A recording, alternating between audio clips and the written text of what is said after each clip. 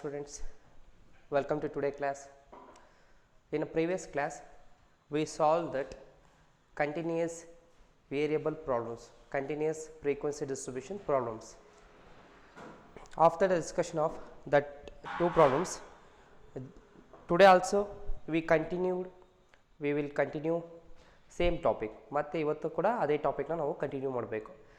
Continuous frequency ಡಿಸ್ಟ್ರಿಬ್ಯೂಷನ್ಸಲ್ಲಿ variety ಪ್ರಾಬ್ಲಮ್ಸ್ಗಳು ಬರುತ್ತೆ. ಆದರೆ ಆ ವೆರೈಟಿ ಪ್ರಾಬ್ಲಮ್ಸ್ಗಳಲ್ಲಿ ನಾವು ಜಸ್ಟ್ ಬೇಸಿಕ್ ಪ್ರಾಬ್ಲಮ್ಸ್ ಅಂದರೆ ಒಂದು ಕಂಟಿನ್ಯೂಸ್ ಫ್ರೀಕ್ವೆನ್ಸಿ ಡಿಸ್ಟ್ರಿಬ್ಯೂಷನ್ಸಲ್ಲಿ ಎಕ್ಸ್ಕ್ಲೂಸಿವ್ ಕ್ಲಾಸಲ್ಲಿ ನಮಗೆ ಪ್ರಾಬ್ಲಮ್ಸ್ಗಳು ಇರಬೇಕಾಗುತ್ತಲ್ಲ, ಆ ಪ್ರಾಬ್ಲಮ್ಸು ಲಾಸ್ಟಿಗೆ ರೆಡಿ ಇತ್ತು, ನಾವು ಡಿಸ್ಕಸ್ ಮಾಡಿದ್ವಿ. ಇನ್ನೊಂದು ಪ್ರಾಬ್ಲಮ್ಸಲ್ಲಿ ಎಕ್ಸ್ಕ್ಲೂಸಿವ್ ಇರಲಿಲ್ಲ, ಇನ್ಕ್ಲೂಸಿವ್ ಕ್ಲಾಸ್ ಇತ್ತು. ಬಟ್ ಅರ್ಥಮೆಟಿಕ್ ಮೇನಿಗೆ ಎಕ್ಸ್ಕ್ಲೂಸಿವ್ ಇದ್ದರೂ ಇನ್ಕ್ಲೂಸಿವ್ ಇದ್ದರೂ ಪ್ರೊಸೀಜರ್ ಸೇಮ್ ಇರೋದ್ರಿಂದ ನಾವು ವಿತೌಟ್ ಕನ್ವರ್ಟ್ ಮಾಡಲಿದ್ದಂಗೆ ನಾವು ಕ್ಯಾಲ್ಕುಲೇಷನ್ಸ್ನ ಮಾಡಿದ್ವಿ. ಆದರೆ ಇವತ್ತಿನ ಕ್ಲಾಸಲ್ಲಿ ನೆಕ್ಸ್ಟ್ ವೆರೈಟಿ ನಾವು ನೋಡ್ತಾ ಹೋದಾಗ next variety problem cumulative frequency ಕಾನ್ಸೆಪ್ಟಿಗೆ ಇರೋವಂಥದ್ದು. ಅಲ್ಲಿಗೆ ಕ್ಯುಮ್ಯುಲೇಟಿವ್ ಫ್ರೀಕ್ವೆನ್ಸಿ ಕಾನ್ಸೆಪ್ಟಿಗೆ ರಿಲೇಟೆಡ್ ಇರೋಂಥ ಒಂದು ಪ್ರಾಬ್ಲಮ್ಸ್ ಹೇಗಿರುತ್ತೆ ಅಂತೇಳಿ ನಾವು ಸ್ಟಾರ್ಟ್ ಮಾಡ್ತಾ ಹೋಗೋಣಂತೆ. ಓಕೆನಾ, ಸ್ಟಾರ್ಟ್ ಮಾಡೋಣ. ಹಾಗಾದರೆ ಇಲ್ಲಿ ಪ್ರಾಬ್ಲಮ್ ನಂಬರ್ ಒಂದು 5 ಅಲ್ಲಿ ಹೇಳ್ತಾ ಹೋಗ್ತಾರೆ. Compute mean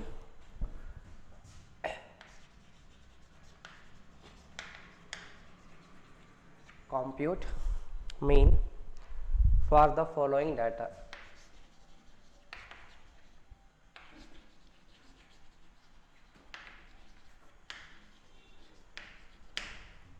following data. Next,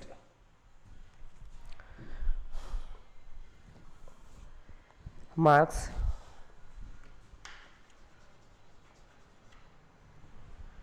next number of students,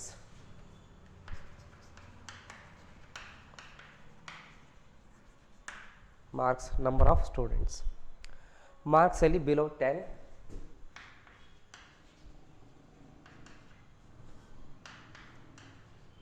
below 20,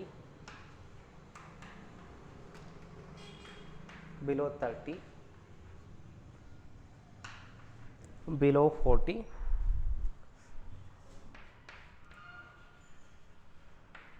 below 50.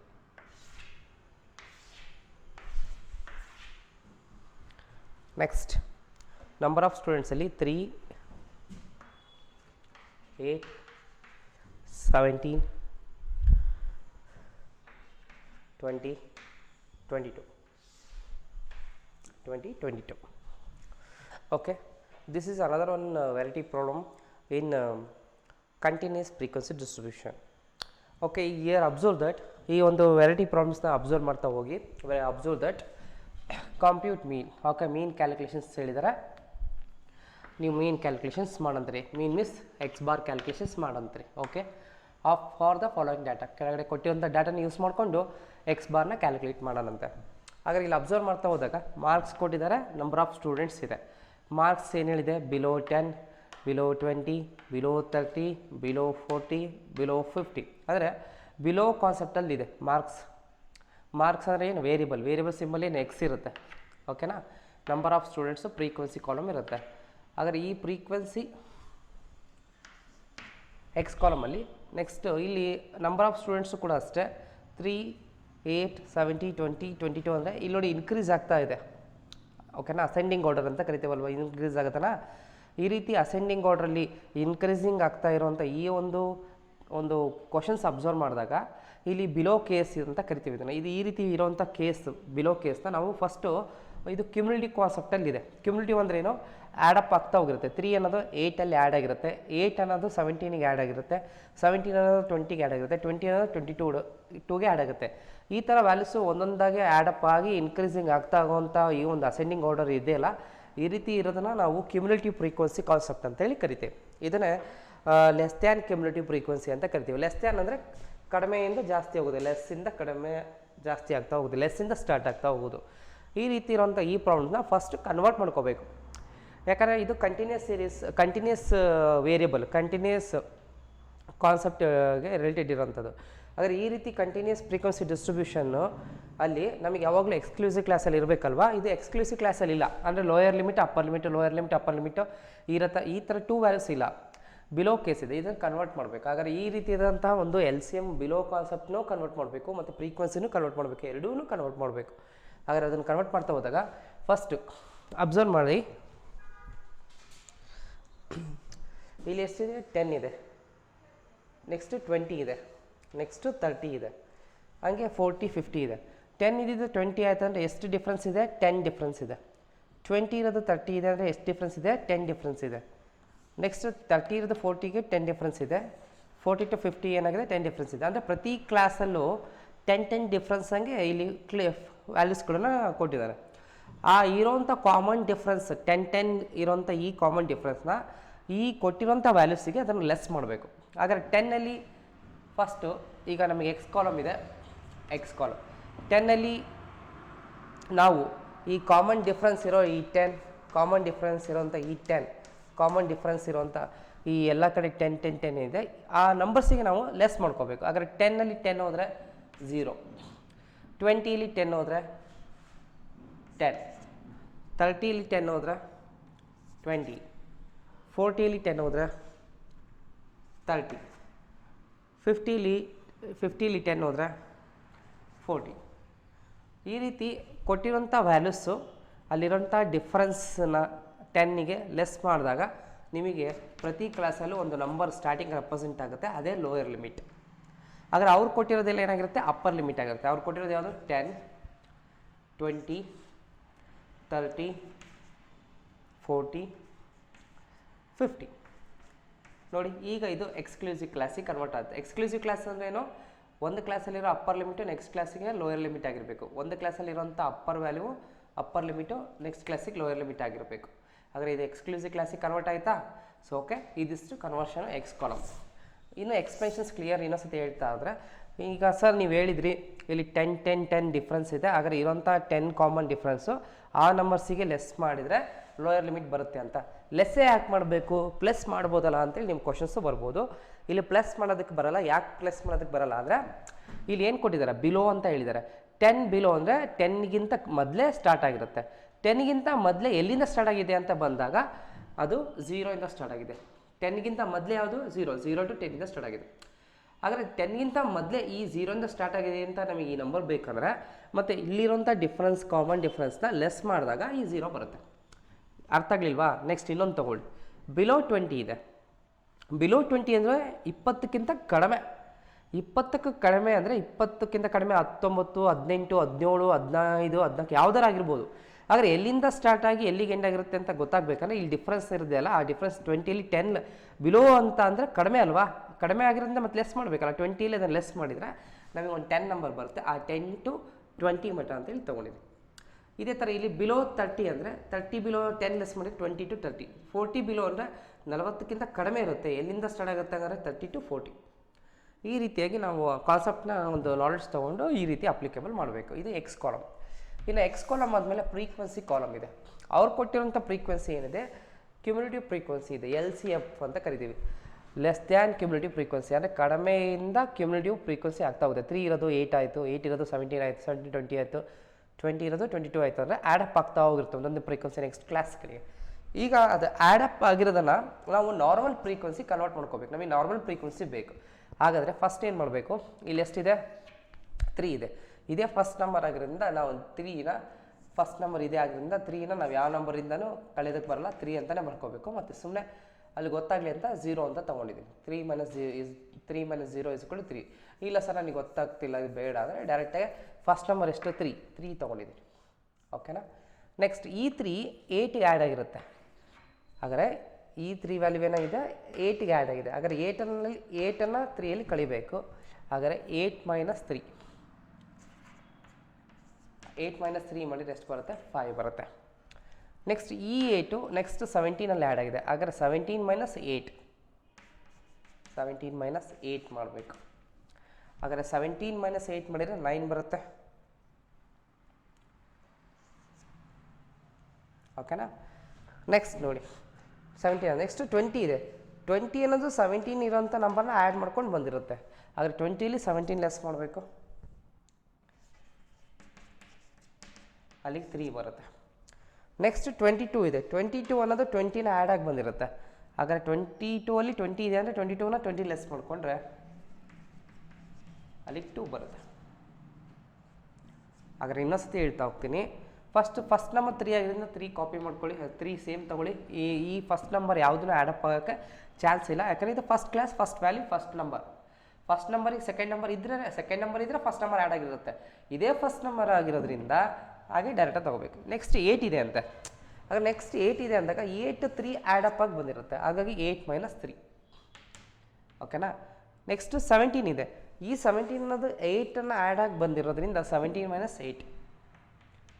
Next 20 ಇದೆ. ಈ 20 ಬಂದಿರೋಂಥ ವ್ಯಾಲ್ಯೂ 17 ಆ್ಯಡ್ ಆಗಿ ಬಂದಿರುತ್ತೆ, 20 - 17. ನೆಕ್ಸ್ಟ್ 22 ಅನ್ನೋದು 20 ಆ್ಯಡ್ ಆಗಿ ಬಂದಿರುತ್ತೆ, ಹಾಗಾದ್ರೆ 22 - 20. ನೀವು ಇಲ್ಲಿ ಮಿಸ್ ಆಗಿ 22 - 20 ಮಾಡೋ ಬದಲು 20 - 22 ಮಾಡಿದರೆ 20 - 22 ಮಾಡಿದರೆ -2 ಬರುತ್ತೆ. ಇಲ್ಲಿ ನೆಗೆಟಿವ್ ಬರಲ್ಲ. ಮೆಜಾರಿಟಿ ನಾವು ಎಲ್ಲ ಕಡೆ ಅಬ್ಸರ್ವ್ ಮಾಡಿದಾಗ ಇಲ್ಲಿ ಭಾಳ ಕಡೆ ನೆಗೆಟಿವ್ ಬರೋಂಥ ಕಾನ್ಸೆಪ್ಟ್ಸ್ ಇರಲ್ಲ. ನೆಗೆಟಿವ್ ಬರಲ್ಲ. ಯಾಕೆ ನೆಗೆಟಿವ್ ಬರಲ್ಲ ಅಂತ ಹೇಳಿ ನೀವು ತೊಗೊಂಡಿರೋದು ರಾಂಗ್ ಇದೆ ಅಂತ ಗೊತ್ತಾಗ್ಬಿಡುತ್ತೆ. ನೆಗೆಟಿವ್ ಬಂದರೆ ಇಲ್ಲಿ ಮೈನಸ್ ಬಂತು ಅಂದರೆ ನೀವು ಮಾಡಿರೋಂಥದ್ದು ಮಿಸ್ಟೇಕ್ಸ್ ಇದೆ ಅಂತ ಹೇಳಿ ಗೊತ್ತಾಗುತ್ತೆ. ಯಾಕೆ ನೆಗೆಟಿವ್ ಬರಲ್ಲ ಅಂದರೆ ಇಲ್ಲೇ ಕಾನ್ಸೆಪ್ಟ್ ಅರ್ಥ ಮಾಡ್ಕೊಳ್ಳಿ. Marks concept number of students ತೋರ್ತೀವಲ್ವಾ, ಆದರೆ 40ರಿಂದ 50 ಮಧ್ಯೆ ಎಷ್ಟು ಜನ ಸ್ಕೋರ್ ಮಾಡಿದ್ದಾರೆ ಅಂದಾಗ 2 ಅಂತ ಹೇಳ್ಬೋದು ಹೊರತು -2 ಅಂತ ಹೇಳೋದಕ್ಕಾಗತ್ತಾ? -2 ಅಂತೇಳಿ ಇಲ್ಲಿ ಹೇಳೋದಕ್ಕಾಗಲ್ಲ. ನಂಬರ್ ಆಫ್ ಸ್ಟೂಡೆಂಟ್ಸು 0 ಇರ್ಬೋದು, ಮಿನಿಮಮ್ 1 2 ಯಾರಾದರೂ ಇರ್ಬೋದು. ಏನೂ ಇಲ್ಲ ಅಂದರೆ 0 ಅಂತೀವಿ, 0ಕ್ಕಿಂತ ಕಮ್ಮಿ ಬರೋಕ್ಕೆ ಬರೋಲ್ಲ. 40ರಿಂದ 50 ಒಳಗೆ ಸ್ಕೋರ್ ಮಾಡಿರೋರು ಮಾರ್ಕ್ಸ್ ತೆಗೆದಿರೋರು ಎಷ್ಟು ಜನ ಅಂದರೆ ನಾವು -2 ಅಂತ ಅಂದರೆ ಮತ್ತು ಅದು ರಾಂಗ್ ಆಗುತ್ತೆ. ನೀವೇ ಅಸ್ಯೂಮ್ ಮಾಡಿ ಹೇಳಕ್ಕೆ ಬರುತ್ತಾ? -2 ಎಷ್ಟು ಜನ ಇದ್ದೀರಪ್ಪ ನಿಮ್ಮ ಕ್ಲಾಸಲ್ಲಿ 40 to 50 ತೆಗೆದಿರೋರು ಎದ್ದುಕೊಳ್ರಿ ಸ್ಟ್ಯಾಂಡಪ್ ಅಂದರೆ ಯಾರಾದರೂ 1 2 ಎತ್ಕೊತೀರಿ, ಯಾರು ಇಲ್ಲಾಂದರೆ 0. ಅದು ಬಿಟ್ಟು -1 -2 ಅಂತ ಬರುತ್ತಾ? ಚಾನ್ಸ್ ಇಲ್ಲ. ಹಾಗಾಗಿ ಈ ರೀತಿ ಕಾನ್ಸೆಪ್ಟನ್ನ ನಾವು ನೋಡ್ತಾ ಹೋದ್ವಿ. ಇಲ್ಲಿ ಇನ್ನೊಂದು ಏನಪ್ಪ ಅಂದರೆ ಇದನ್ನು ಟೋಟಲ್ ಮಾಡಬೇಕು. ಫ್ರೀಕ್ವೆನ್ಸಿ ಯಾವಾಗ ಟೋಟಲ್ ಮಾಡ್ತೀರಾ ಅವಾಗ ಏನಾಗುತ್ತೆ ಅಂತ ಹೇಳಿದ್ದೀನಿ. 3 + 5 8 8 + 9 17 17 + 3 20 20 + 2 22. ಹಾಗಾದ್ರೆ ಇಲ್ಲಿ ಟೋಟಲ್ ಎಷ್ಟು ಬಂತು? 22 ಬಂತು. ಇದನ್ನು ಸಿಂಬಲ್ ಏನು ತೊಗೊಂಡ್ವಿ? ಬಿಗ್ ಗೇನ್ ಅಂತ ತೊಗೊಂಡ್ವಿ.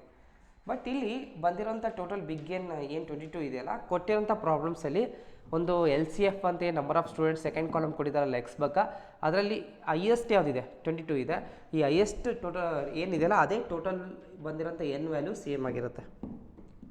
ಇದು ಆ್ಯಡಪ್ ಆಗಿರೋದನ್ನು ನಾವು ಲೆಸ್ ಮಾಡ್ಕೊಂಡು ಸಪ್ರೇಟ್ ಬರೆದಿದ್ದೀವಿ. ಬಟ್ ಇಲ್ಲಿ ಆ್ಯಡಪ್ ಆಗಿ ಬಂದಿರೋ ಲಾಸ್ಟ್ ಇದೇ ಟೋಟಲ್ ಅಲ್ವಾ, ಅದು ಸಪ್ರೇಟ್ ಮಾಡಿದ್ಮೇಲೆ ಟೋಟಲ್ ಮಾಡಿದ್ರೆ ಅದು ಸೇಮ್ ಬರಬೇಕಲ್ವಾ. ಹಾಗಾಗಿ ಇಲ್ಲಿ ಹೈಯೆಸ್ಟ್ ಏನಿರುತ್ತೆ ಈ ಕಾಲಮಲ್ಲಿ LCF ಅಲ್ಲಿ ಟೋಟಲ್ಲು ಅದೇ ಸೇಮ್ ವ್ಯಾಲ್ಯೂ ಬರಬೇಕು. ಬಂದಿಲ್ಲ ಅಂದರೆ ನೀವು ಇಲ್ಲೆಲ್ಲೋ ಕ್ಯಾಲ್ಕುಲೇಷನ್ಸ್ ಮಿಸ್ ಮಾಡಿದ್ದೀರಾ, ಮಿಸ್ಟೇಕ್ ಆಗಿದೆ ಅಂತೇಳಿ ಗೊತ್ತಾಗುತ್ತೆ. ಇದಿಷ್ಟು ನಾವು ಒಂದು LCF ಅಲ್ಲಿ ಕೊಟ್ಟಾಗ, ಒಂದು ಬಿಲೋ ಕಾನ್ಸೆಪ್ಟಲ್ಲಿ ಕೊಟ್ಟಾಗ ಎರಡೂ column both X column and as well as LCF ಕಾಲಮ್ನ ನಾರ್ಮಲ್ ಎಕ್ಸ್ ವೇರಿಯಬಲ್ಸ್ ಮತ್ತು ನಾರ್ಮಲ್ ಫ್ರೀಕ್ವೆನ್ಸಿಗೆ ಕನ್ವರ್ಟ್ ಮಾಡಬೇಕು.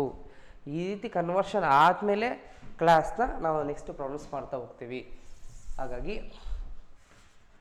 ಕನ್ವರ್ಷನ್ ಆಫ್ ಕ್ಲಾಸ್ ಇಂಟರ್ವಲ್ಸ್,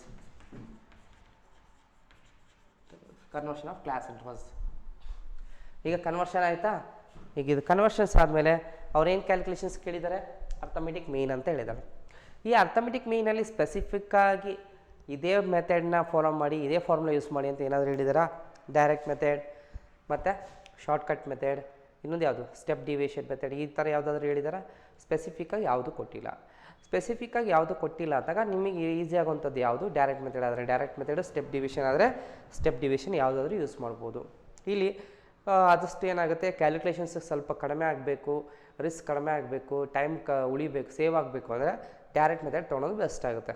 ಹಾಗೆ ಡೈರೆಕ್ಟ್ ಮೆಥಡ್ ಪ್ರಕಾರ ನಾವು ಕ್ಯಾಲ್ಕುಲೇಷನ್ ಮಾಡ್ತಾ ಹೋದರೆ ಫಸ್ಟು ಡೈರೆಕ್ಟ್ ಮೆಥಡಿನ ಫಾರ್ಮುಲಾ ಗೊತ್ತಿರಬೇಕು. ಡೈರೆಕ್ಟ್ ಮೆಥಡಿನ ಫಾರ್ಮುಲಾ ಏನು? x bar = summation fx/n.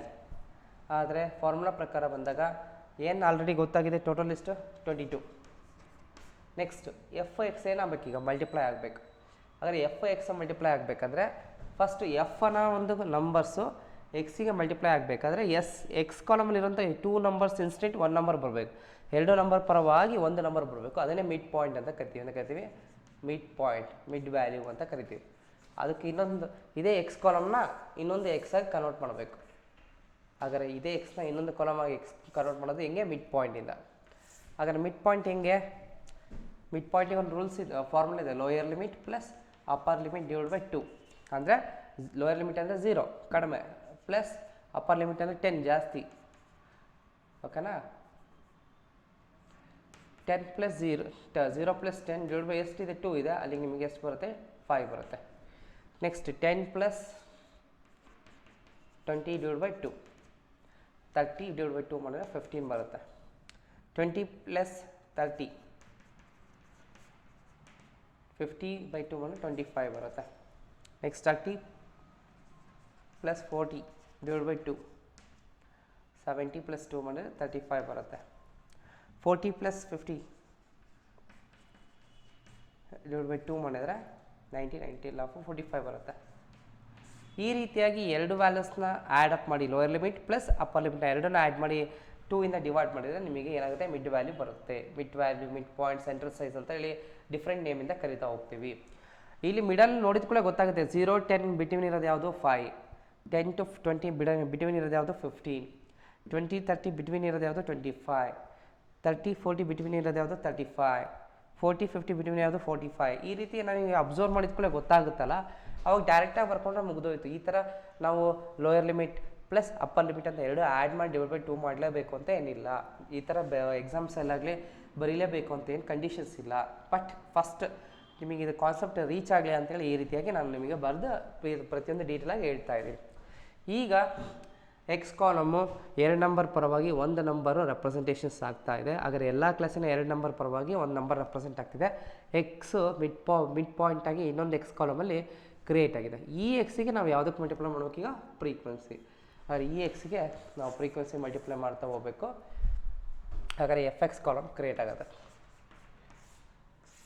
F X ಕಾಲಮಲ್ಲಿ ಏನು 3 5s ಎಷ್ಟು ಬರುತ್ತೆ 15.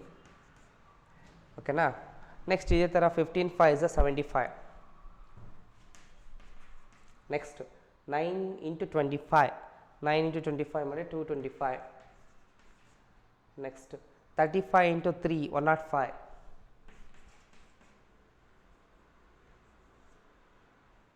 ನೆಕ್ಸ್ಟ್ 45 × 2 90. ಇದನ್ನು ಲಾಸ್ಟ್ ನಾನು ಪ್ರಾಬ್ಲಮ್ಸ್ ಬರ್ದಂಗೆ 3 × 5 ಅಂತ ಬರೆದು 15 ಬರೆಯೋ ಅವಶ್ಯಕತೆ ಇಲ್ಲ. ಡೈರೆಕ್ಟಾಗಿ ಗೊತ್ತಾಯ್ತಲ್ಲ, ಎಫ್ ಕಾಲಮು ಇರೋಂಥ ವ್ಯಾಲ್ಯೂಸು, ಎಕ್ಸ್ ಕಾಲಮ್ ಏನು ಈಗ ಸಿಂಪ್ಲಿಫೈ ಮಾಡ್ಕೊಂಡಿದ್ದೀವಿ, 2 ನಂಬರ್ಸ್ನ ಮಲ್ಟಿಪ್ಲೈ ಮಾಡ್ತಾ ಹೋದಾಗ ಬರೋಂಥ ನಂಬರ್ಸ್. ಇದು ಹೆಂಗೆ ಬಂತಂತ ಮತ್ತು ಕನ್ಫ್ಯೂಷನ್ ಆಗಬೇಡಿ. ಈಗ ಎಫ್ ಎಕ್ಸ್ ಆಯಿತು, ಇದನ್ನು ಟೋಟಲ್ ಮಾಡಿದರೆ ನಿಮಗೆ ಎಫ್ ಎಕ್ಸ್ ಇರೋಂಥ ಸಮೇಷನ್ ಎಫ್ ಎಕ್ಸ್ ಆಗುತ್ತೆ.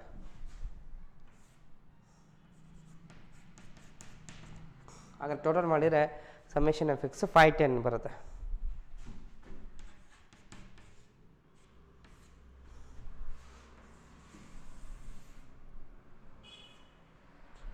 ಈ ಟೋಟಲ್ ಬಂದಿರೋಂಥ 510 ಸಮೇಷನ್ ಎಫ್ ಎಕ್ಸ್ 22 ಇಂದ ಡಿವೈಡ್ ಮಾಡಿ. ನಿಮಗೆ 22 ಇಂದ ಡಿವೈಡ್ ಮಾಡಿದ್ಮೇಲೆ ಬರೋಂಥ answer 23.18.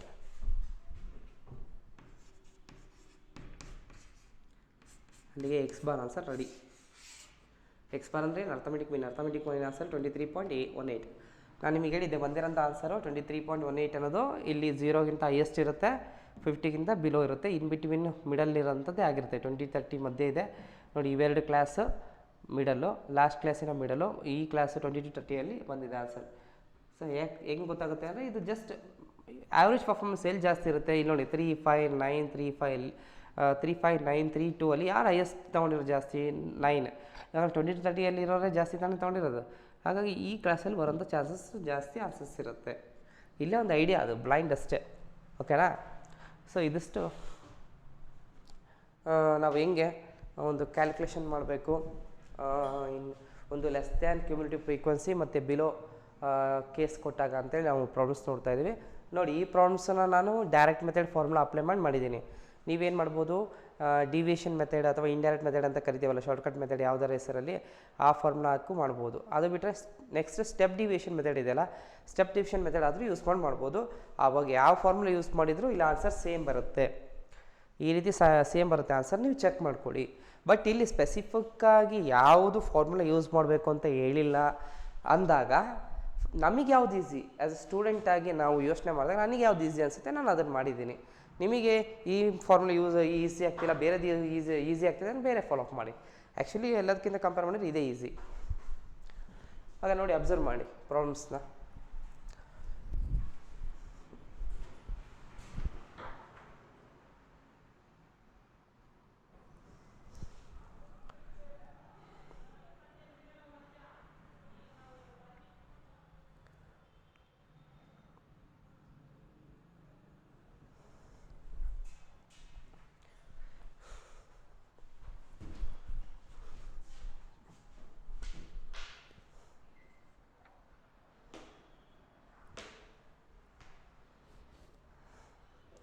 Okay, ಇದಾಯ್ತಲ್ವಾ?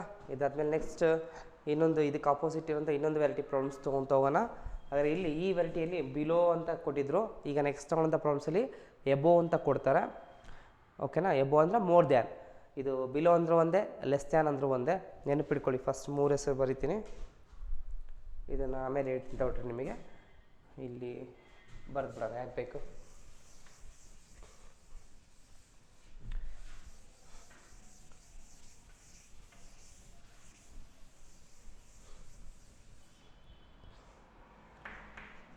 Below, less than ಎರಡು ಒಂದೇ ವರ್ಡ್. ಓಕೆನಾ? ಬಿಲೋ ಅಂದರೆ ಕಡಿಮೆ, ಲೆಸ್ ದ್ಯಾನ್ ಅಂತ ಹೇಳ್ತಾರೆ. ಬಿಲೋಗೆ ಆಪೋಸಿಟು ಎಬೋ, ಲೆಸ್ ದ್ಯಾನ್ ಮಧ್ಯೆ ಇರ್ಬೋದು ಮೋರ್ ದ್ಯಾನ್. ಈ ರೀತಿ below case, above case, less than case, more than case ಅಂತಾರೆ. ಎರಡು ಒಂದೇ ಮೀನಿಂಗು. ಇನ್ನೂ ಬೇರೆ ವರ್ಡ್ ತೊಗೊಳೋದಾದರೆ ಇದು ಅಪ್ ಟು ಅಂತ ಇರುತ್ತೆ, ಇದು ಓವರ್ ಅಂತ ಇರುತ್ತೆ. ಈ ಥರ ಎಲ್ಲ ಯಾವುದೂ ನಿಮಗೆ ಕೊಡೋಲ್ಲ, ಇದು ಬೇಡ. ನೀವು ಜಸ್ಟ್ ಎರಡೇ ನೆನಪಿಟ್ಕೊಳ್ಳಿ, ಬಿಲೋ, ಎಬೋ. ಬಿಲೋಗೆ ಇನ್ನೊಂದು ಹೆಸರು ಲೆಸ್ ದ್ಯಾನ್, ಎಬೋಗೆ ಇನ್ನೊಂದು ಹೆಸರು ಮೋರ್ ದ್ಯಾನ್. ಆದರೆ ಬಿಲೋ ಕೇಸ್ ಅರ್ಥ ಆಯ್ತಲ್ಲ. ಈಗ ಯಾವ ಕೇಸ್ ನೋಡೋಣ? ಎಬೋ ಮೋರ್ ದ್ಯಾನ್ ಕೇಸ್ ನೋಡ್ತಾ ಹೋಗೋಣಂತೆ.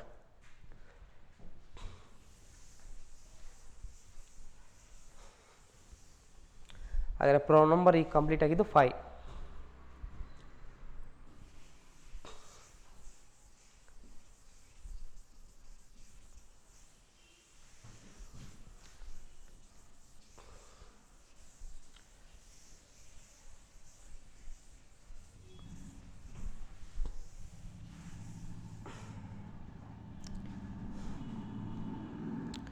ಹಾಗಾದರೆ ನೆಕ್ಸ್ಟ್ ಪ್ರಾಬ್ಲಮ್ ನಂಬರ್ 6.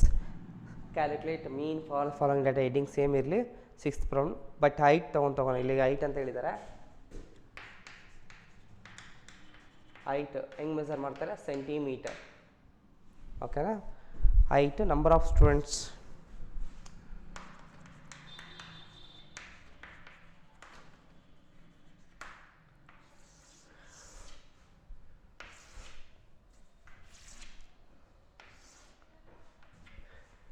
ಹೈಟ್ ನೋಡ್ತಾ ಹೋದಾಗ 135 and more.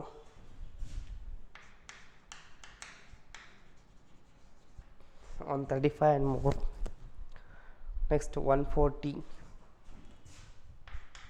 And more. Next 145 and more. Next 150.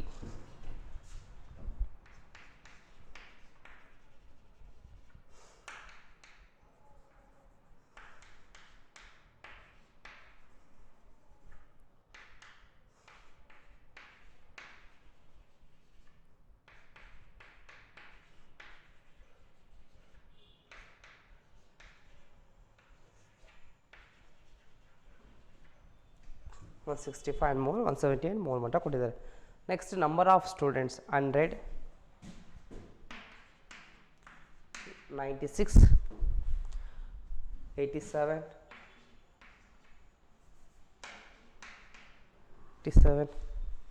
69,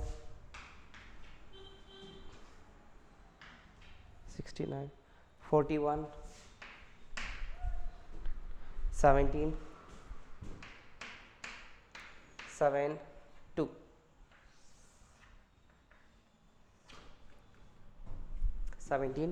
7, 2. Okay. ಹಾಗೆ ಇಲ್ಲಿ ಲಾಸ್ಟ್ ಪ್ರಾಬ್ಲಮ್ಸ್ನ ಕಂಪೇರ್ ಮಾಡಿದಾಗ ಈ ಪ್ರಾಬ್ಲಮ್ಸಲ್ಲಿ ಏನು ಡಿಫ್ರೆನ್ಸ್ ಇದೆ ಅಂತ ಅಬ್ಸರ್ವ್ ಮಾಡ್ತಾ ಹೋಗಿ.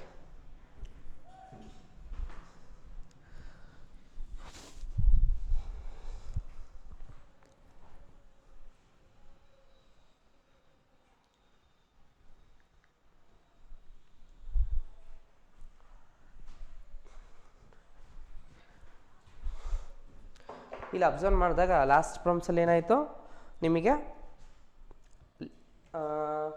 ಬಿಲೋ ಕೇಸ್ ಇತ್ತಲ್ವಾ, ಇಲ್ಲಿ ಬಿಲೋ ಕೇಸ್ ಇಲ್ಲ, ಎಬೋ ಕೇಸ್ ಇದೆ. ಎಬೋ ಅಂದರೆ ಯಾವುದು? More than 135 and more, 140 and more, 145 and more. ಅಂದರೆ 135 ಮತ್ತು ಅದಕ್ಕಿಂತ ಜಾಸ್ತಿ ಇರಬೇಕು, 140ಗಿಂತ ಜಾಸ್ತಿ ಇರಬೇಕು, 145ಗಿಂತ ಜಾಸ್ತಿ ಇರಬೇಕು. ಇಲ್ಲಿ ಎಲ್ಲ ಕೊಟ್ಟಿರೋಂಥ ಗಿವನ್ ನಂಬರ್ಸ್ಗಿಂತ ವ್ಯಾಲ್ಯೂಸ್ ಜಾಸ್ತಿ ಇರಬೇಕು. ಆದರೆ ಎಲ್ಲಿ ಮಟ್ಟ ಜಾಸ್ತಿ ಇರಬೇಕು? ಅಪ್ ಟು ಎಲ್ಲಿ ಮಟ್ಟ ಇರಬೇಕು ಅಂದಾಗ ಡಿಫ್ರೆನ್ಸ್ ನೋಡಬೇಕು ಅಂತ ಹೇಳ್ಕೊಟ್ಟಿದ್ದೀನಿ. ಹಾಗಾದ್ರೆ ಡಿಫ್ರೆನ್ಸ್ ಬಂದಾಗ ಇಲ್ಲಿ 5 ಡಿಫ್ರೆನ್ಸ್ ಇದೆ. 135 ಟು 140 5 ಡಿಫ್ರೆನ್ಸ್ ಇದೆ. 140 ಟು 145 5 ಡಿಫ್ರೆನ್ಸ್ ಇದೆ. 145 ಟು 150 5 ಡಿಫ್ರೆನ್ಸ್ ಇದೆ. 150 ಟು 155 5 ಡಿಫ್ರೆನ್ಸ್ ಇದೆ. ಇಲ್ಲಿ ಎಲ್ಲ ಕಡೆ ಅಬ್ಸರ್ವ್ ಮಾಡಿದ್ರೆ ಕಾಮನ್ ಆಗಿ ಎಲ್ಲ ಕಡೆ ಎಷ್ಟು ಡಿಫ್ರೆನ್ಸ್ ಇದೆ? 5 ಡಿಫ್ರೆನ್ಸ್ ಇದೆ. ಆ 5 ಡಿಫ್ರೆನ್ಸ್ನ ಈಗ ನಾವು ಆ್ಯಡ್ ಮಾಡಬೇಕಾ ಲೆಸ್ ಮಾಡಬೇಕಂತ ಫಸ್ಟ್ ಅಬ್ಸರ್ವ್ ಮಾಡಿದಾಗ ಇಲ್ಲಿ 135ಗಿಂತ ಮೋರ್ ಅಂತ ಹೇಳೋದ್ರಿಂದ ಜಾಸ್ತಿ ಇರಬೇಕಂತೆ. ಆದರೆ ಇದಕ್ಕೆ ಆ್ಯಡ್ ಮಾಡಿದ್ರೆ ತಾನೇ ಜಾಸ್ತಿ ಬರೋದು, 135ಗಿಂತ ಜಾಸ್ತಿ ಆಗೋದು. ಹಾಗಾಗಿ ಆ್ಯಡ್ ಮಾಡಬೇಕು ಈ 5 ಡಿಫ್ರೆನ್ಸ್ನ. ಹಾಗಾಗಿ ಈಗ ಲಾಸ್ಟ್ ಪ್ರಾಬ್ಲಮ್ಸಲ್ಲಿ ಏನಾಯಿತು? 135 ಬಿಲೋ ಅಂತ ಇತ್ತಲ್ಲಿ, ಬಿಲೋ ಅಂತ ಇದ್ದಿದ್ದರಿಂದ ಕಡಿಮೆ ಇರಬೇಕು ಅಂತ ಹೇಳಿದರು, ಅದಕ್ಕಿಂತ ಕಡಿಮೆ ಇರಬೇಕಾದ್ರಿಂದ ಅದನ್ನು ಲೆಸ್ ಮಾಡ್ಕೊಂಡ್ವಿ. ಬಟ್ ಇಲ್ಲಿ 135 ಅಂತ ಜಾಸ್ತಿ ಇರಬೇಕಾದ್ರಿಂದ ಇಲ್ಲಿರೋಂಥ ಕಾಮನ್ ಡಿಫ್ರೆನ್ಸ್, ಪ್ರತಿ ಕ್ಲಾಸಲ್ಲಿರೋಂಥ ಕಾಮನ್ ಡಿಫ್ರೆನ್ಸ್ನ ಆ್ಯಡ್ ಮಾಡಿಕೊಂಡ್ರೆ 135ಗಿಂತ ಜಾಸ್ತಿ ಸಿಗುತ್ತೆ. ಹಾಗಾದರೆ ಫಸ್ಟ್ ಇದನ್ನು ಬರ್ಕೋಬೇಕು. ಅಲ್ಲಿ ಕಳೆದು ಹಾಗಾಗಿ ಇಲ್ಲಿ ಫಸ್ಟ್ ಇದನ್ನು ಬರ್ಕೊತ ಹೋದಾಗ ಐಟ್ ಅಂದರೆ ಏನೀಗ ಎಕ್ಸ್ ಅಲ್ವಾ? 135 140 145 150 155 160 165 170. ಈಗ ಮೋರ್ ಆಗಿರೋದ್ರಿಂದ ಆ್ಯಡ್ ಮಾಡಬೇಕಲ್ಲ. ಎಷ್ಟು ಆ್ಯಡ್ ಮಾಡಬೇಕು? 5. 135ಗೆ 5 ಆ್ಯಡ್ ಮಾಡಿದರೆ 140, 145ಗೆ 140ಗೆ 5 ಆ್ಯಡ್ ಮಾಡಿದರೆ 145. ಇಲ್ಲಿರೋಂಥ 5 ಡಿಫ್ರೆನ್ಸ್ ಅಲ್ವಾ. ನೆಕ್ಸ್ಟ್ 145ಗೆ 5 ಆ್ಯಡ್ ಮಾಡಿದರೆ 150, 150ಗೆ 5 ಆ್ಯಡ್ ಮಾಡಿದರೆ 155, 155ಗೆ 5 ಆ್ಯಡ್ ಮಾಡಿದರೆ 160, 160ಗೆ 5 ಆ್ಯಡ್ ಮಾಡಿದರೆ 165, 165ಗೆ 5 ಆ್ಯಡ್ ಮಾಡಿದರೆ 170. ನೆಕ್ಸ್ಟ್ 170ಗೆ 5 ಆ್ಯಡ್ ಮಾಡಿದರೆ 175. ಹಾಗಾದ್ರೆ ಇಲ್ಲಿ ಕೊಟ್ಟಿರೋಂಥ ನಂಬರ್ಸ್ಗಿಂತ ಜಾಸ್ತಿ ಆಗಿರೋದ್ರಿಂದ ಕಾಮನ್ ಡಿಫ್ರೆನ್ಸ್ 5ನ ನಾವು ಜಾಸ್ತಿ ಮಾಡಿದ್ವಿ. ಇದಕ್ಕಿಂತ ಜಾಸ್ತಿ, ಇದಕ್ಕಿಂತ ಜಾಸ್ತಿ, ಇದಕ್ಕಿಂತ ಜಾಸ್ತಿ, ಇದಕ್ಕಿಂತ ಜಾಸ್ತಿ, ಎಲ್ಲಿ ಮಟ್ಟ ಅಂತೇಳಿ ಬೌಂಡ್ರಿ ಸಿಕ್ತು. ಹಾಗಾದರೆ ಇದು ಲೋಯರ್ ಲಿಮಿಟು, ಇದು ಅಪ್ಪರ್ ಲಿಮಿಟು. ನೋಡಿ ಇಲ್ಲಿ ಇದು ಮೋರ್ ದ್ಯಾನ್ ಕೇಸಲ್ಲಿ ಕೊಟ್ಟಿರೋಂಥ ನಂಬರ್ಸ್ಗಳು ಫಸ್ಟ್ ಲೆಸ್ ದ್ಯಾನ್ ವ್ಯಾಲ್ಯೂ ಆಗುತ್ತೆ. ಅಂದರೆ ಇಲ್ಲಿ ಮೋರ್ ಅಂತ ಇದೆ ಅಂತೇಳಿ ಇದು ಅಪ್ಪರ್ ಲಿಮಿಟು ಬರ್ಕೋಬೇಕು ಈ ನಂಬರ್ಸ್ ಅಂದರೆ ತಪ್ಪಾಗುತ್ತೆ. ಅದು ಹಂಗೆ ಥಿಂಕ್ ಮಾಡೋಂಗಿಲ್ಲ. ಕಾನ್ಸೆಪ್ಟ್ ಇಷ್ಟೇ. ಮೋರ್ ಅಂತ ಹೇಳಿದರೆ 135ಗಿಂತ ಜಾಸ್ತಿ ಇರಬೇಕಂದ್ರೆ 135 ಕಡಿಮೆ ಆಗುತ್ತಾ? ಆದರೆ 135 ಕಡಿಮೆ ಆಗುತ್ತೆ. ಇದಕ್ಕಿಂತ ಜಾಸ್ತಿ ಇರೋ ನಂಬರ್ ಯಾವುದು? 140. ಇದು ಅಪ್ಪರ್ ಲಿಮಿಟು, ಇದು ಲೋಯರ್ ಲಿಮಿಟು. ಹಾಗಾಗಿ ಇಲ್ಲಿರೋಂಥ ಮೋರ್ ಆಗೋಂಥ ವ್ಯಾಲ್ಯೂಸ್ ಬೇಕಾಗಿರೋದ್ರಿಂದ ಇವೆಲ್ಲವೂ ಲೆಸ್ ದ್ಯಾನ್ ವ್ಯಾಲ್ಯೂ ಆಗುತ್ತೆ. ಮೋರ್ ಆಮೇಲೆ ಆ್ಯಡ್ ಮಾಡಿದ್ಮೇಲೆ ಬರೋದು ಅಪ್ಪರ್ ಲಿಮಿಟ್ ಆಗುತ್ತೆ. ಹಾಗಾದರೆ ಲಾಸ್ಟ್ ಪ್ರಾಬ್ಲಮ್ಸಲ್ಲಿ ಫಸ್ಟು ಈ ನಂಬರ್ಸ್ನ ಬರ್ಕೊಂಡು ಇದರಲ್ಲಿ ಕಳ್ಕೊಂಡು ಇದನ್ನು ಕಂಡುಹಿಡ್ಕೊಂಡಿದ್ವಿ ಲೋಯರ್ ಲಿಮಿಟ್ನ. ಇಲ್ಲಿ ಲೋಯರ್ ಲಿಮಿಟ್ ಬರ್ಕೊಂಡು ಆ್ಯಡ್ ಮಾಡಿ ಅಪ್ಪರ್ ಲಿಮಿಟ್ ಕಂಡುಹಿಡ್ಕೊಂಡ್ವಿ. ಹಾಗಾದರೆ ಮೋರ್ ದ್ಯಾನಲ್ಲಿ ನಾವು ಅಪ್ಪರ್ ಲಿಮಿಟ್ ಕಂಡುಹಿಡಿಯಬೇಕು. ಮೋರ್ ದ್ಯಾನಲ್ಲಿ ಅಪ್ಪರ್ ಲಿಮಿಟ್ ಕಂಡುಹಿಡಿಯಬೇಕು. ಓಕೆನಾ? ಲೆಸ್ ದ್ಯಾನಲ್ಲಿ ಲೋಯರ್ ಲಿಮಿಟ್ ಫೈಂಡ್ ಔಟ್ ಮಾಡಬೇಕು. ಲೆಸ್ ದ್ಯಾನಲ್ಲಿ ಲೋಯರು, ಮೋರ್ ದ್ಯಾನಲ್ಲಿ ಅಪ್ಪರ್ ಕಂಡುಹಿಡಬೇಕು. ಈಗ ಎಕ್ಸ್ ಕಾಲಮ್ ಕಂಪ್ಲೀಟ್ ಆಯಿತು. ಈಗ ನಂಬರ್ ಆಫ್ ಸ್ಟೂಡೆಂಟ್ಸ್ ಅಂತ ಹೇಳಿದ್ದಾರೆ. ನಂಬರ್ ಆಫ್ ಸ್ಟೂಡೆಂಟ್ಸ್ ಅಂತೇಳಿ ಅಬ್ಸರ್ವ್ ಮಾಡಿದಾಗ ಇವ್ರು ಕೊಟ್ಟಿರೋದು ಹೈಟ್ ಎಕ್ಸ್ ಆಯ್ತಲ್ವಾ. Next number of students MCF ಆಗುತ್ತೆ. MCF ಓಕೆನಾ? MCF ಅಂದರೆ ಎಲ್ ಅಂದರೆ ಲೋಯರು, ಓಕೆನಾ? ಎಮ್ ಅಂದರೆ ಮೋರ್ ದ್ಯಾನ್ ಕ್ಯುಮ್ಯುಲೇಟಿವ್ ಫ್ರೀಕ್ವೆನ್ಸಿ. ಅಲ್ಲಿ ನಾವು less than cumulative frequency observe ಮಾಡಿದ್ವಿ. ಇಲ್ಲಿ ಮೋರ್ ದ್ಯಾನ್ ಕ್ಯುಮ್ಯುಲೇಟಿವ್ ಫ್ರೀಕ್ವೆನ್ಸಿ ಇದೆ. ಮೋರ್ ದ್ಯಾನ್ ಕ್ಯುಮ್ಯುಲೇಟಿವ್ ಫ್ರೀಕ್ವೆನ್ಸಿ ಅಂದರೆ ಮೋರ್ ವ್ಯಾಲ್ಯೂವಿಂದ ಸ್ಟಾರ್ಟ್ ಆಗ್ತಾ ಹೋಗುತ್ತೆ, ಮೋರಿಂದ ಕಡಿಮೆ ಆಗ್ತಾ ಹೋಗುತ್ತೆ. ಹಾಗಾಗಿ ಇದನ್ನು ಮೋರ್ ದ್ಯಾನ್ ಕ್ಯುಮ್ಯುಲೇಟಿವ್ ಫ್ರೀಕ್ವೆನ್ಸಿ ಇದೆ. ಅಂದರೆ ಇಲ್ಲಿ ಟೋಟಲ್ ಎಲ್ಲ ಆ್ಯಡಪ್ ಆಗಿ ಇಷ್ಟು ವ್ಯಾಲ್ಯೂಸ್ ಬಂದಿದೆ. ಇದನ್ನು ಕಳ್ಕೊತ ಹೋದಾಗ ಇಲ್ಲಿ 96 ಆ್ಯಡ್ ಬಂದಿತ್ತು. 96 ಅನ್ನೋದು 87 ಆ್ಯಡ್ ಆಗಿರುತ್ತೆ. 87 ಅನ್ನೋದು 69 ಆ್ಯಡ್ ಆಗಿರುತ್ತೆ. ಹಾಗಾಗಿ ಇದು ರಿವರ್ಸ್ ಕೇಸ್ ಇರುತ್ತೆ. ಈಗ ನಾವು ಫಸ್ಟ್ ನಂಬರ್ ಯಾವುದಿದೆ 100 ಇದೆ. ಇದು 100ನ 100 ಅಂತ ಫಸ್ಟ್ ಬರ್ಕೊಳಕ್ಕೆ ಬರಲ್ಲ, ರಾಂಗ್ ಆಗುತ್ತೆ. ಫಸ್ಟು ಇಲ್ಲಿದೆ ನೋಡಿ, 100ಅಲ್ಲಿ 96ನ ಲೆಸ್ ಮಾಡ್ಕೋಬೇಕು. 100ಅಲ್ಲಿ 96ನ ಲೆಸ್ ಮಾಡಿದರೆ ನಿಮಗೆ ಬರೋ ನಂಬರು 4.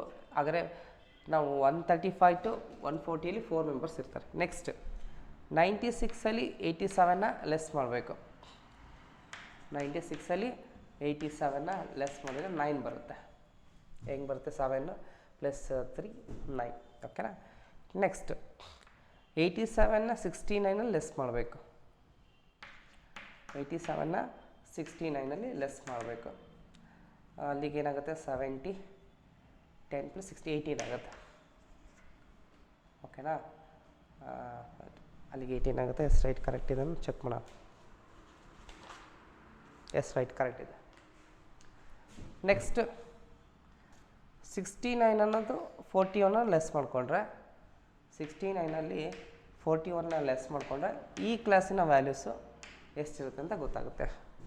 ಅಲ್ಲಿಗೆ ಆಗಲೇ 18 ಇತ್ತಲ್ಲ. Next 28, next 24, next 10, next 5 2. ಹೆಂಗೆ ಬಂತು ಇದು ಅಂದರೆ ಇಲ್ಲಿ ಕಂಟಿನ್ಯೂ ಮಾಡ್ತೀನಿ ನೋಡಿ. 69ನಲ್ಲಿ 41 ಲೆಸ್ ಮಾಡಿದ್ವಾ, ಹಾಗಾದ್ರೆ ಈ 41ನಲ್ಲಿ 17 ಲೆಸ್ ಮಾಡಬೇಕು. ಅಲ್ಲಿಗೆ ನಿಮಗೆ 24 ಬರುತ್ತೆ. ನೆಕ್ಸ್ಟು 17ನಲ್ಲಿ 7 ಲೆಸ್ ಮಾಡಿದರೆ 10 ಬರುತ್ತೆ. 7ನಲ್ಲಿ 2 ಲೆಸ್ ಮಾಡಬೇಕು, ಎಷ್ಟು ಬರುತ್ತೆ? 5 ಬರುತ್ತೆ. 7ನಲ್ಲಿ 2 ಲೆಸ್ ಮಾಡಬೇಕು, 7ನಲ್ಲಿ 2 ಲೆಸ್ ಮಾಡಬೇಕು. ಆಮೇಲೆ ಲಾಸ್ಟ್ ಇದೊಂದೇ ನಂಬರ್ ಆಗಿರೋದ್ರಿಂದ ಡೈರೆಕ್ಟಾಗಿ ಈ 2 ನಂಬರ್ ತೊಗೋಬೇಕು. ಅಂದರೆ ಅಲ್ಲಿ ಏನು ಯಾವ ಥರ ತೊಗೊಂಡಿದ್ವಲ್ಲ ಅದಕ್ಕೆ ಅಪೋಸಿಟ್. ಅಲ್ಲಿ ಏನು ಮಾಡಿದ್ವಿ, ಕೆಳಗಿಂದ ಮೇಲೆ ಹೋಗ್ತಾ ಇದ್ವಿ ಅಲ್ವಾ, ಕೆಳಗಿಂದ ಮೇಲೆ ಹೋಗಿದ್ವಿ. ಫಸ್ಟ್ ನಂಬರ್ ಸೇವ್ ಬರ್ಕೊಂಡು ಕೆಳಗಿಂದ ಮೇಲೆ ಲೆಸ್ ಮಾಡ್ತಾ ಬಂದ್ವಿ. ಇಲ್ಲಿ ಉಲ್ಟಾ ಮೇಲಿಂದ ಕೆಳಗೆ ಲೆಸ್ ಮಾಡಬೇಕು. ಬಟ್ ಆದರೆ ಇಲ್ಲಿ ಲಾಸ್ಟ್ ನಂಬರು ಸೇಮ್ ಇರಬೇಕು. ಲಾಸ್ಟ್ ನಂಬರ್ ಸೇಮ್ ಇರಬೇಕು ನೋಡಿ. ಅಲ್ಲಾದರೂ ಅಷ್ಟೇ ಇಲ್ಲಾದರೂ ಅಷ್ಟೇ ಕೊಟ್ಟಿರೋಂಥ ಫ್ರೀಕ್ವೆನ್ಸಿ ಕ್ಯುಮ್ಯುಲೇಟಿವ್ ಫ್ರೀಕ್ವೆನ್ಸಿಯಲ್ಲಿ ಕಡಿಮೆ ಇರೋ ನಂಬರು ಯಾವುದಿರುತ್ತೆ, ಫಸ್ಟಿಗಿದ್ರೆ ಫಸ್ಟಿಗೆ ಇರುತ್ತೆ, ಲಾಸ್ಟಿಗಿದ್ರೆ ಲಾಸ್ಟಿಗಿದೆ. ಅಲ್ಲಿ ಫಸ್ಟಿಗಿತ್ತು, ಫಸ್ಟಿಗೆ ಸೇಮ್ ಬರ್ಕೊಂಡೆ. ಈ ಲಾಸ್ಟಿಗಿದೆ, ನಾನು ಲಾಸ್ಟಿಗೆ ಸೇಮ್ ಬರ್ಕೊತಿದ್ದೀನಿ. ಬಟ್ ಇಲ್ಲಿ ಲಾಸ್ಟ್ ಈಗ ನೋಡಿ 100ರಿಂದ 2 ಅಲ್ಲಿ ಯಾವುದಪ್ಪ ಲಾಸ್ಟ್ ಕಡಿಮೆ ನಂಬರ್ ಯಾವುದಪ್ಪ? Small number 2. ಈ 2 ಆ ಪ್ಲೇಸಲ್ಲಿ ಇರುತ್ತೆ, ಚೇಂಜ್ ಆಗಲ್ಲ. ಲಾಸ್ಟ್ ಪ್ರಾಬ್ಲಮ್ಸ್ ಅಬ್ಸರ್ವ್ ಮಾಡಿ, ಅದು ಫಸ್ಟಿಗಿತ್ತು, ಹಾಗಾಗಿ ಫಸ್ಟಿಗೆ ತೊಗೊಂಡಿದ್ವಿ. ಈಗ ಇದನ್ನು ಟೋಟಲ್ ಮಾಡಬೇಕು. ಇದನ್ನು ಟೋಟಲ್ ಮಾಡಿದ್ರೆ ಎಷ್ಟು ಬರುತ್ತೆ ನೋಡಿ, ಅದು ಬಿಗ್ ಎನ್ ಆಗುತ್ತೆ. ಅಲ್ಲಿ ಟೋಟಲ್ ಮಾಡಿದರೆ ನಿಮಗೆ ಅಲ್ಲಿಗೆ 100 ಬರುತ್ತೆ. ಬಂದಿರೋಂಥ ಫ್ರೀಕ್ವೆನ್ಸಿ ಟೋಟಲ್ 100 ಏನಿದೆಯಲ್ಲ, ಇಲ್ಲಿ ಕೊಟ್ಟಿರೋಂಥ ಕ್ಯುಮ್ಯುಲೇಟಿವ್ ಫ್ರೀಕ್ವೆನ್ಸಿ ಮೋರ್ ದೆನ್ ಅಲ್ಲಿ ಹೈಯೆಸ್ಟ್ ನಂಬರ್ ಯಾವುದು? 100. ಹಾಗಾದ್ರೆ ಈ 100 ಈ ಟೋಟಲ್ ಮಾಡಿರೋಂಥದ್ದು 100 ಇದ್ದರೆ ಇಲ್ಲಿ ನಾವು ಮಾಡಿರೋಂಥ ಕ್ಯಾಲ್ಕುಲೇಷನ್ಸ್ ಕರೆಕ್ಟ್ ಇದೆ ಅಂತ ಅರ್ಥ ಮಾಡ್ಕೊತೀವಿ. ನೋಡಿ, ಏನೋ ಡೌಟ್ಸ್ ಇದ್ದರೆ ಕೇಳಿ. ಇದು ಸ್ವಲ್ಪ ವರ್ಕ್ ಇದೆ. Less than cumulative frequency,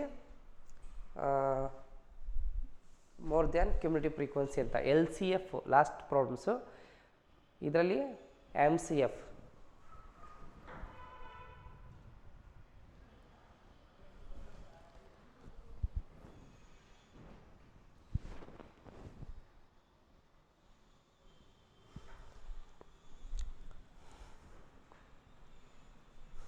okay, next ಇನ್ನು ಕ್ಯಾಲ್ಕುಲೇಷನ್ನ ನಾವು ಕಂಟಿನ್ಯೂ ಮಾಡ್ತಾ ಹೋದರೆ ಇಲ್ಲಿ ಸ್ಪೆಸಿಫಿಕ್ಕಾಗಿ ಯಾವ ಫಾರ್ಮುಲಾ ಅಂತ ಮೆನ್ಷನ್ ಮಾಡಿಲ್ಲ.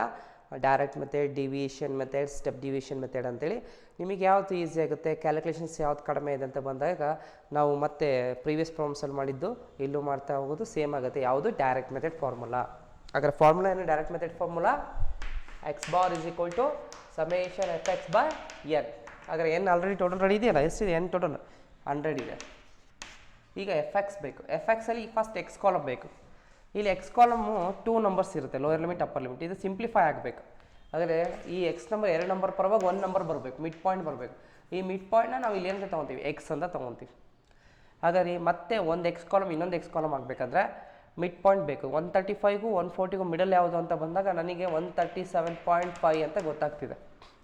ನಿಮಗೆ ಗೊತ್ತಾಗಲಿಲ್ಲ ಅಂದರೆ ನೀವೇನು ಮಾಡಿ, ಈ ನಂಬರ್ನ ಈ ನಂಬರ್ಗೆ ಆ್ಯಡ್ ಮಾಡಿ /2 ಮಾಡಬೇಕು. Lower limit plus upper limit /2 ಮಾಡಿದರೆ ನಿಮಗೆ ಮಿಡ್ ಪಾಯಿಂಟ್ x ವ್ಯಾಲ್ಯೂ ಸಿಗುತ್ತೆ. ಈಗ 140 145 ಮಿಟ್ವೀನ್ ಯಾವುದು? 142.5 ಅಂತ ಹಾಗೆ ಗೊತ್ತಾಗುತ್ತೆ, ಅಬ್ಸರ್ವ್ ಮಾಡಿದ್ರೆ. ಇಲ್ಲ ಗೊತ್ತಾಗಲಿಲ್ಲ ಅಂದರೆ ಇವೆರಡನ್ನ ಆ್ಯಡ್ ಮಾಡಿ /2 ಮಾಡಿ. Next 147.5, 152.5, next 157.5, 162.5, 167.5, 172.5.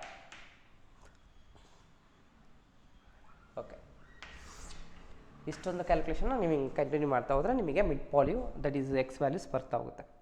ಈಗ x ರೆಡಿ ಆಯಿತು. ಈಗ ಎಫ್ ಕಾಲಮ್ ರೆಡಿ ಇದೆಯಲ್ಲ ಆಲ್ರೆಡಿ. ಹಾಗಾಗಿ ಈ fxನ ಮಲ್ಟಿಪ್ಲೈ ಮಾಡಬೇಕು. F into x f x. ಹಾಗಾದರೆ ಎಫ್ ಇಂಟು ಎಕ್ಸ್ ಮಲ್ಟಿಪ್ಲೈ ಮಾಡಿದರೆ 4 ಇಂಟು 137.5, 9 ಇಂಟು 142.5, 18 ಇಂಟು 147.5 ಈ ಥರ ನಂಬರ್ಸ್ಗಳನ್ನ ಮಲ್ಟಿಪ್ಲೈ ಹೋದರೆ ಎಫ್ ಇಂಟು ಎಕ್ಸ್ ಆದರೆ ಎಫ್ ಎಕ್ಸ್ ಆಗುತ್ತೆ. ಹಾಗಾದರೆ ಆ ಮಲ್ಟಿಪ್ಲೈ ಮಾಡಿ ಬಂದಿರೋಂಥ ವ್ಯಾಲ್ಯೂಸ್ಗಳನ್ನು ನಾವು ನೋಡ್ತಾ ಹೋದಾಗ ಬುಕ್ಸಲ್ಲಿ ಕೊಟ್ಟಿರೋಂಥ ವ್ಯಾಲ್ಯೂಸ್ಗಳನ್ನ ನಾವು ನೋಡ್ಕೊಂಡು ಬರಿತಾ ಹೋಗ್ತೀವಿ. ನೀವು ಕ್ಯಾಲ್ಕುಲೇಷನ್ಸ್ ಮಾಡಿ ಕರೆಕ್ಟ್ ಇದ್ದಾರೆ ಇಲ್ಲ ಈ ಮಾಡ್ತಿರೋಂಥ ಪ್ರಾಬ್ಲಮ್ಸ್ನ ಚೆಕ್ ಮಾಡ್ಕೊಳ್ಳಿ. 550,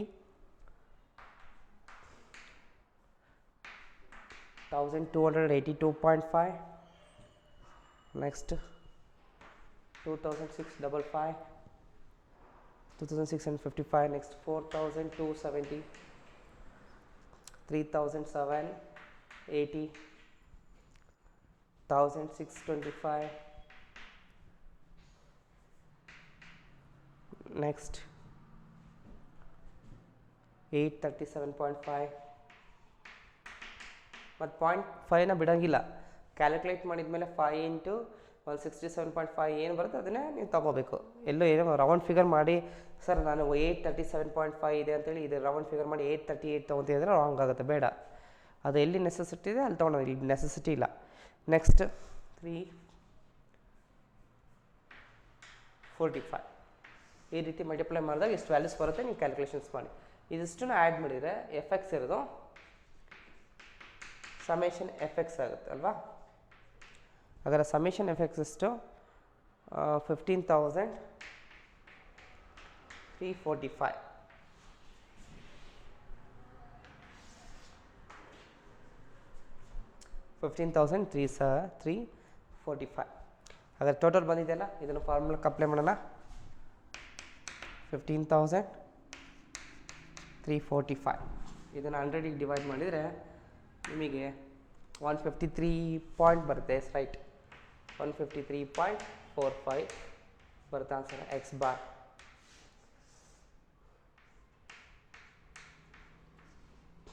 ಓಕೆನಾ, ಅಲ್ಲಿಗೆ 153 ಪಾಯಿಂಟ್ ಎಸ್ ಕರೆಕ್ಟ್ ಇದೆ, 153.45 ಸೆಂಟಿಮೀಟರ್.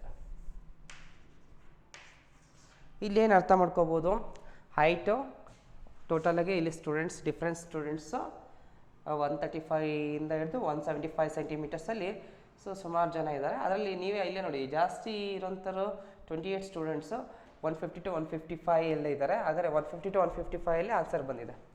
153.45 ಸೆಂಟಿಮೀಟರ್ ಆವ್ರೇಜ್ ಇದೆ. ನಾನು ಹೇಳಿದ್ದೀನಲ್ಲ 135ಗಿಂತ ಎಬೋ ಆನ್ಸರ್ ಇರುತ್ತೆ, 175ಗಿಂತ ಬಿಲೋ ಇರುತ್ತೆ. ಅದು ಇನ್ ಬಿಟ್ವೀನ್ ಜಾಸ್ತಿ ಎಲ್ಲಿ ಫ್ರೀಕ್ವೆನ್ಸಿ ಇರುತ್ತಲ್ಲ ಅಲ್ಲಿ ಇರೋಂಥ ಚಾನ್ಸಸ್ ಇರುತ್ತೆ ಹೊರತು ಬೇರೆ ಕಡೆ ಸ್ವಲ್ಪ ಕಡಿಮೆ, ಬಟ್ ಇಲ್ಲೇ ಬರೋದು ಜಾಸ್ತಿ.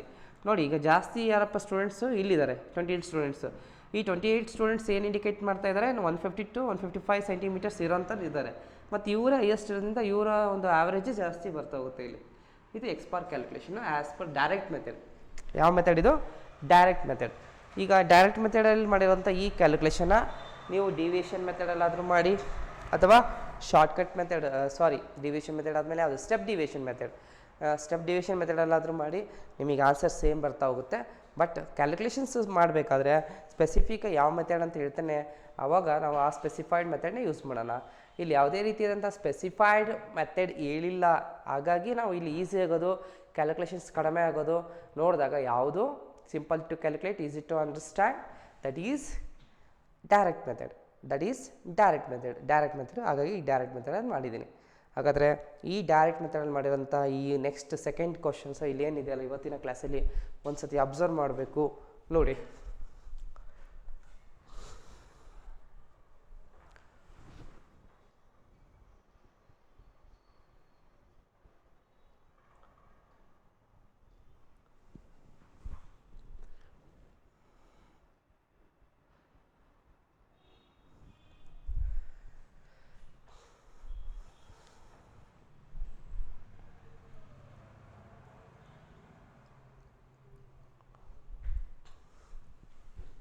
Okay, next I move to next variety problem. Move ಆಗ್ತೀನಿ. ಓಕೆನಾ, ರಬ್ ಮಾಡಲಾ?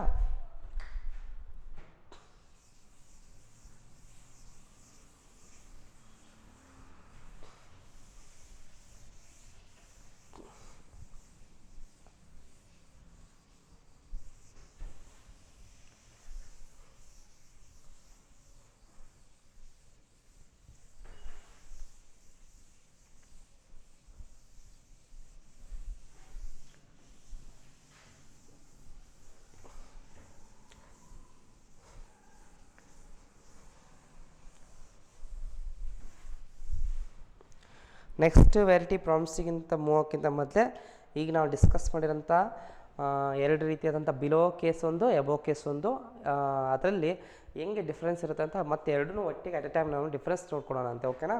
ನಾನೇ ಕ್ರಿಯೇಟ್ ಮಾಡ್ತಾ ಹೋಗ್ತೀನಿ.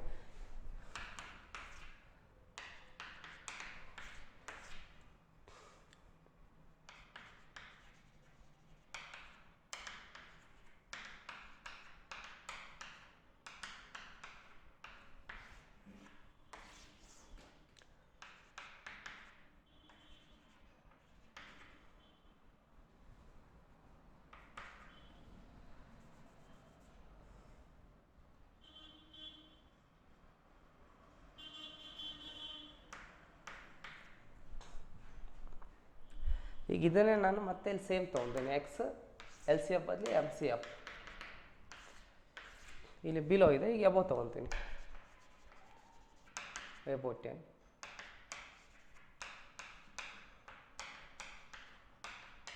ಅವಾಗ ಇದೇನಾಗುತ್ತೆ, ರಿವರ್ಸ್ ಆಗಿರುತ್ತೆ.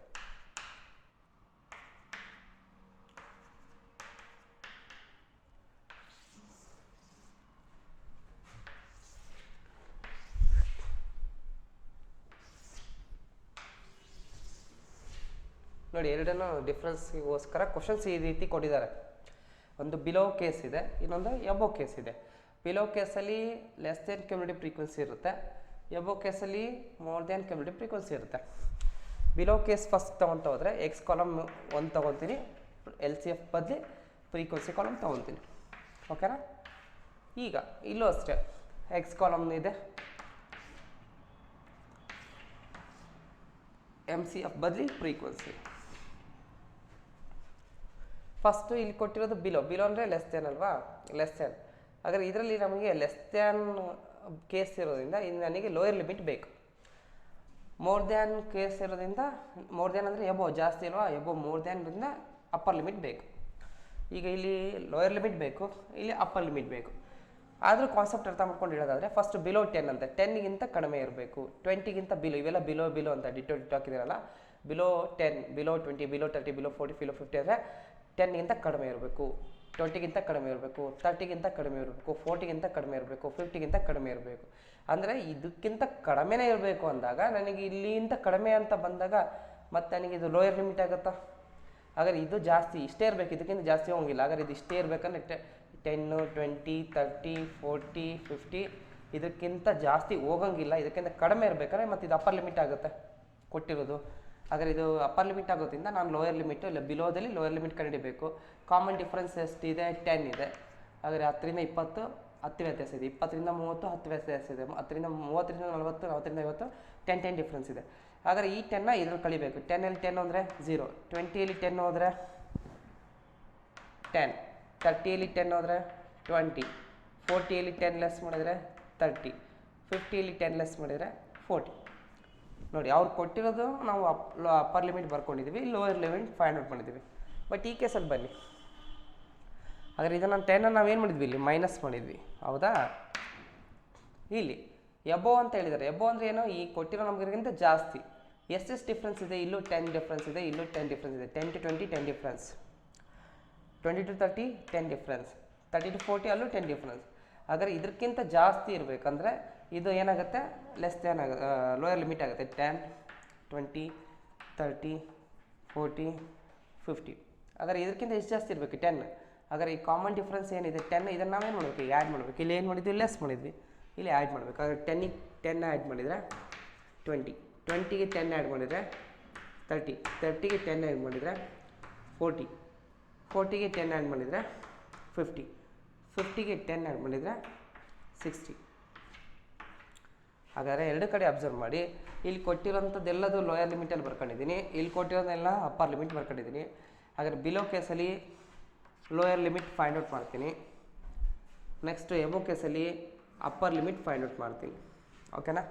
ನೋಡಿ, ಇಲ್ಲಿ ಕೊಟ್ಟಿರೋಂಥ ನಂಬರ್ಸು ಇಲ್ಲಿ ಅಪ್ಪರ್ ಲಿಮಿಟ್ ಆಗಿದೆ, ಬಟ್ ಇಲ್ಲಿ ಲೋಯರ್ ಲಿಮಿಟ್ ಆಗಿದೆ. ಇಲ್ಲಿ ಆ್ಯಡ್ ಮಾಡ್ಕೋಬೇಕು, ಇಲ್ಲಿ ಲೆಸ್ ಮಾಡ್ಕೋಬೇಕು. ಇದು ಎಕ್ಸ್ ಕಾಲಮ್ ಆಯಿತು. ಇನ್ನು ಫ್ರೀಕ್ವೆನ್ಸಿ ಕಾಲಮು, ಇದು ಫಸ್ಟ್ ನಂಬರ್ ಲೋಯೆಸ್ಟ್ ಯಾವುದು? 5, ಇದು ಇಲ್ಲೇ ಇರುತ್ತೆ. ಈ ಕಡೆ ಲೋಯೆಸ್ಟ್ ಯಾವುದು? 5, ಇಲ್ಲಿ ಲಾಸ್ಟಿಗಿದೆ, ಲಾಸ್ಟಿಗಿರುತ್ತೆ. ಇಲ್ಲಿ ಫಸ್ಟಿಗಿದೆ, ಇಲ್ಲಿ ಲಾಸ್ಟಿಗಿದೆ.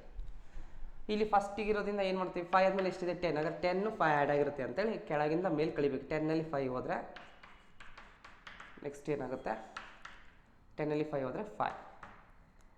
ನೆಕ್ಸ್ಟ್ ಎಷ್ಟಿದೆ 20 ಇದೆ, 20ಯಲ್ಲಿ 10 ಹೋದರೆ 10. ನೆಕ್ಸ್ಟ್ 30 ಇದೆ, 30ಯಲ್ಲಿ 20 ಹೋದರೆ 10. ನೆಕ್ಸ್ಟ್ 60ಯಲ್ಲಿ 10 ಹೋದರೆ 60ಯಲ್ಲಿ 10 ಹೋದರೆ ಇಲ್ಲಿ ಜಾಸ್ತಿ ಆಗುತ್ತೆ, 35 ಮಾಡ್ತೀನಿ. 35ಲ್ಲಿ 30 ಹೋದರೆ 5. ಇದು ನಾರ್ಮಲ್ ಫ್ರೀಕ್ವೆನ್ಸಿ ಸಿಂಪಲ್ ಫ್ರೀಕ್ವೆನ್ಸಿ ಅಂತ ಕರಿತೀವಿ. ಓಕೆ, ಇಲ್ಲಿ ಬನ್ನಿ. ಇಲ್ಲೇನಾಗುತ್ತೆ, ಫಸ್ಟ್ ನಂಬರೇ ಹೈಯೆಸ್ಟ್ ಇದೆ, ಲೋಯೆಸ್ಟ್ ಕೆಳಗಿದೆ. ಇದು ರಿವರ್ಸ್ ಬರ್ಬೋದು, ಕೆಳಗಿಂದ ಬರ್ಬೋದು ಇಲ್ಲ ಮೇಲಿಂದ ಬರ್ಬೋದು. ಫಸ್ಟ್ ಯಾವಾಗಲೂ 60 30ಯಲ್ಲಿ ಹೈಯೆಸ್ಟ್ ನಂಬರ್ನ ಲೋಯೆಸ್ಟ್ ನಂಬರ್ ಕಲಿಬೇಕು. 60ಯಲ್ಲಿ 30 ಹೋದರೆ ಏನಾಗುತ್ತೆ, 60 ಚೇಂಜ್ ಮಾಡ್ಕೊಂಡಲ್ಲ, ಇಲ್ಲಿ 35 ಮಾಡ್ಕೊಂಡಲ್ಲ. 35ಲ್ಲಿ 30 ಹೋದರೆ 5. 30ಯಲ್ಲಿ 20 ಲೆಸ್ ಮಾಡಿದರೆ 10. 20ಯಲ್ಲಿ 10 ಲೆಸ್ ಮಾಡಿದರೆ 10. 10ಲ್ಲಿ 5 ಲೆಸ್ ಮಾಡಿದರೆ 5. ಇನ್ನು ಆ್ಯಸ್ ಯೂಶ್ವಲಿ ಲಾಸ್ಟಿಗೆ 5 ನಂಬರ್ ಹಿಂಗಿದೆ ನೋಡಿ. ಇಲ್ಲೂ 5 5 10 10 5 ಇದೆ, ಇಲ್ಲೂ 5 10 10 5 ಇದೆ. ಇದು ರಿವರ್ಸ್, ಇಲ್ಲಿ ರಿವರ್ಸ್ ಬಂದಿದೆ, ಆಪೋಸಿಟ್. ಬಟ್ ಹಿಂಗೆ ಕಾನ್ಸೆಪ್ಟ್ ಹೆಂಗಿರುತ್ತೆ ನಿಮಗೆ ರೀಚ್ ಆಗಲಿ ಅಂತೇಳಿ ಈ ಥರ ಎಕ್ಸ್ಪ್ಲನೇಷನ್ಸ್ ತೊಗೊಂಡು ಒಂದು ಎಕ್ಸಾಂಪಲ್ ತೊಗೊಂಡು ಹೇಳಿದ್ದೀನಿ. ಇಲ್ಲಿ ಡೌಟ್ಸ್ ಇದ್ದರೆ ಕೇಳಿ. ಫಸ್ಟ್ ಏನಾದರೂ ಡೌಟ್ಸ್ ಇಲ್ಲ ಅಂತ ಅಂದ್ಕೊಂಡಿದ್ದೀನಿ. ಸ್ವಲ್ಪ ಡಿಫಿಕಲ್ಟ್ ಆಗುತ್ತೆ. ಇಲ್ಲ ಸರ್ ನನಗೆ ಇದು ಕನ್ಫ್ಯೂಷನ್ ಆಗ್ತಿದೆ ಅಂದರೆ ನೀವೇನು ಮಾಡಿ, ಫಸ್ಟು ಸ್ಮಾಲ್ ನಂಬರ್ ಎಲ್ಲಿದೆ ಅಲ್ಲಿಂದ ಬರ್ಕೊತ ಬನ್ನಿ. ಇಲ್ಲಿ ಸ್ಮಾಲ್ ನಂಬರ್ 5 ಇದೆಯಲ್ಲ, ನೀವು ಕೆಳಗಿಂದ ಬರ್ಕೊತ ಬನ್ನಿ. ಫಸ್ಟ್ 5 ಬರೀರಿ. 10ನಲ್ಲಿ 5 ಹೋದರೆ 5. 20ಯಲ್ಲಿ 10 ಹೋದರೆ ಒಟ್ಟು ಹಿಂಗೆ ರಿವರ್ಸ್ ಬರ್ಬೋದು. ಇಲ್ಲಿ ನೋಡಿ ಈ ಥರ, ಇಲ್ಲಿ ಕೆಳಗಿಂದ ಎಬ್ಬ ಹೋಗುತ್ತೆ, ಇಲ್ಲಿ ಮೇಲಿಂದ ಬಿಲೋ ಬರುತ್ತೆ. ಒಟ್ಟು ಬಿಗ್ ನಂಬರಿಂದ ಸ್ಮಾಲ್ ನಂಬರ್ನ ಲೆಸ್ ಮಾಡಬೇಕು, ಅದನ್ನು ಮಾತ್ರ ನೆನಪಿಟ್ಕೊಡ್ರಿ. ಇಲ್ಲಿ ಯಾವುದೂ ನೆಗೆಟಿವ್ ಬರೋಲ್ಲ, ಫ್ರೀಕ್ವೆನ್ಸಿಲಿ ನೆಗೆಟಿವ್ ಬರೋಲ್ಲ. ನೆಗೆಟಿವ್ ಬಂದರೆ ಅಲ್ಲಿ ನೀವು ಮಿಸ್ಟೇಕ್ಸ್ ಮಾಡಿರಂತ ಗೊತ್ತಾಗುತ್ತೆ.